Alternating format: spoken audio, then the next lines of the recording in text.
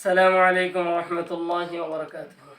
الحمد لله وكفى وسلام على عباده الذين اصطفى. أما بعد، أعوذ بالله من الشيطان الرجيم. بسم الله الرحمن الرحيم. هن لباس لكم وأنتم لباس لهن. الحمد لله. الله رب العالمين দরবারে লাখ কোটি শুকর ও সুজুদ। নবী আলাইহিস সালামের উপর দরুদ ও সালাম সাল্লাল্লাহু আলাইহি ওয়া আলিহি ওয়াসাল্লাম। মুআজ্জাজ হাজিরিন, আজকের আলোচনার বিষয় হলো স্বামী এবং স্ত্রীর একে অপরের যে হকটা রয়েছে, বিশেষ করে স্ত্রীদের যে কিছু হক রয়েছে বা স্ত্রীদের জান্নাতে যাওয়ার যে সহজ রাস্তা বা পথ রয়েছে মেয়েদের জন্য। মুআজ্জাজ হাজিরিন, হুন্না লিবাসুল লাকুম ওয়া আনতুম লিবাসুল লাহুন্না। আল্লাহ রাব্বুল আলামিন কোরআন মাজিদের আয়াত নাজিল করে নারী এবং পুরুষের জন্য, বিশেষ করে স্বামী এবং স্ত্রীর যেই অধিকারটা একে অপরের, মানে স্বামীর জন্য স্ত্রী পোশাক আর স্ত্রীর জন্য স্বামী পোশাক, এরকমভাবে আল্লাহ তাআলা গুরুত্ব দিয়ে এই আয়াতটি নাজিল করে স্বামী এবং স্ত্রী একে অপরের যে খুবই অন্তরঙ্গর, খুব কাছে, খুব ঘনিষ্ঠ, এই বিষয়টা আল্লাহ তাআলা আলোকপাত করেছেন। মুআজ্জাজ হাজিরিন, আজকে বাংলাদেশের নারীদের, বিশেষ করে যারা বিবাহিত স্ত্রী, যারা নারী রয়েছেন বিবাহিত যারা, তাদের জন্য জান্নাতে যাওয়ার জন্য যদি কয়েকটি গুণের কথা বলি, আপনারা যদি এই গুণগুলি অর্জন করতে পারেন তাহলে অবশ্যই আল্লাহ রাব্বুল আলামিন আপনাদের জন্য জান্নাতে দিবে। মেয়েদের জন্য জান্নাতে যাওয়াটা আসলে খুব সহজ, কিন্তু আমরা বর্তমান সময়ে নারীরা অনেক এটা কঠিন বানিয়ে ফেলেছে। তার এক নম্বর হলো, জান্নাতে যাওয়ার জন্য নারী হোক পুরুষ হোক সবারই জন্য ইমান তো লাগবেই। ইমান হতে হবে, মুসলিম হতে হবে, খাঁটি দিনদার হতে হবে। তো মুসলিম হলে একজন নারী যদি খাঁটি ইমানদার হয় তাহলে তার জন্য 2 নম্বর হক হলো 5 ওয়াক্ত সালাত আদায় করতে হবে। মা বোনেরা মোটামুটিভাবে সালাত আদায় করে টুকিটাকি কিছু গ্যাপ দিয়ে অথবা টাইম সময় নষ্ট করে মূল ওয়াক্তে সালাত আদায় করে না, এই ব্যাপারটা অবশ্যই মা বোনদের খেয়াল করতে হবে। 2 নম্বর, মা বোনেরা রমজান মাসের রোজা তো রাখেই এবং সওয়ালের রোজা সহ আরও বিভিন্ন সময় নফল রোজাগুলোও রাখে। এটার ব্যাপারে মা বোনেরা অনেক পটু, এটা রাখে।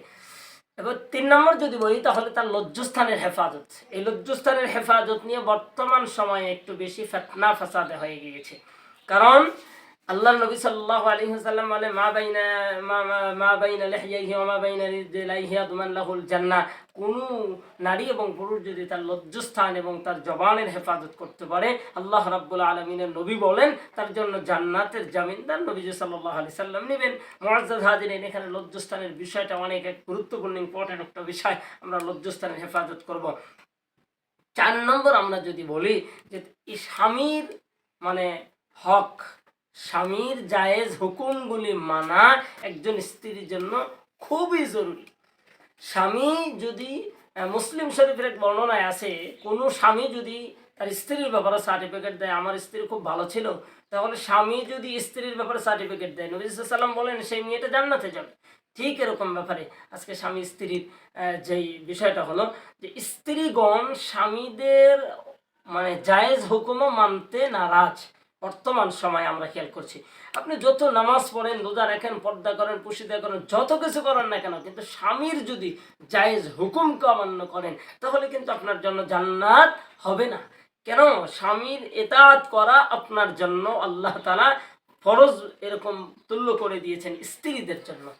এই জন্য খুবই গুরুত্বপূর্ণ একটা বিষয়, স্বামীর জায়েজ প্রত্যেকটি হুকুম আপনার মানা লাগবে এবং আপনার সামর্থ্য সাধ্য অনুযায়ী স্বামীর খেদমত করতে হবে। এইটি যদি আপনি না করেন, আজকে বর্তমান সময়ের মা বোনেরা ইমান মোটামুটি রাখার চেষ্টা করে, পর্দা পুশিদা আছে, নামাজ কালাম রোজা ইত্যাদি সবগুলোই মোটামুটি লজ্জাস্থানের হেফাজতের কিছু মহিলা মা বোনেরা আছে, কিন্তু যদিও বর্তমান সময়ের কিছু মানে মেয়েরা যারা অল্প বয়স এখন বর্তমানে, তারা কিন্তু পরকীয়া নিয়ে ব্যস্ত আছে। কিন্তু আগের যুগের যে মানে যাদের যেই মেয়েদের বয়স 40, 50, 45 হয়েছে, এনারা কিন্তু এই ব্যাপারটা নিয়ে আলহামদুলিল্লাহ তাদের এই রোগটা, পরকীয়া রোগটা ছিল না।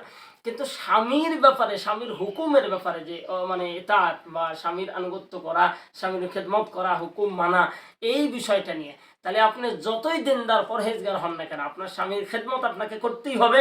আপনি যদি এটা করতে না পারেন তাহলে কিন্তু আপনার জান্নাত হচ্ছে না। এই একটি ভুলের কারণে, একটি ভুল, সেটা হলো স্বামীর অবাধ্য হওয়া। স্বামীর অবাধ্য হওয়ার আপনার কোনো সুযোগ নাই। আপনি যদি দিনদার পরহেজগার নারী হতে চান তাহলে আপনাকে আগে স্বামীর প্রত্যেকটি জায়েজ হুকুমগুলি মানা লাগবে, সেই সাথে স্বামীর খেদমত সাধ্য অনুযায়ী করতে হবে।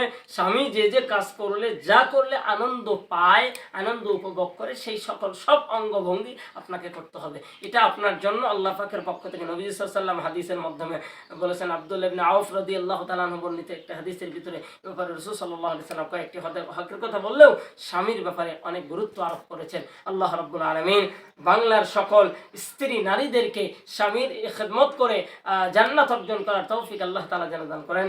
আমিন। ওয়া আখিরু দাওয়ানা আলহামদুলিল্লাহি রাব্বিল আলামিন। আসসালামু আলাইকুম ওয়া রাহমাতুল্লাহি ওয়া বারাকাতুহু।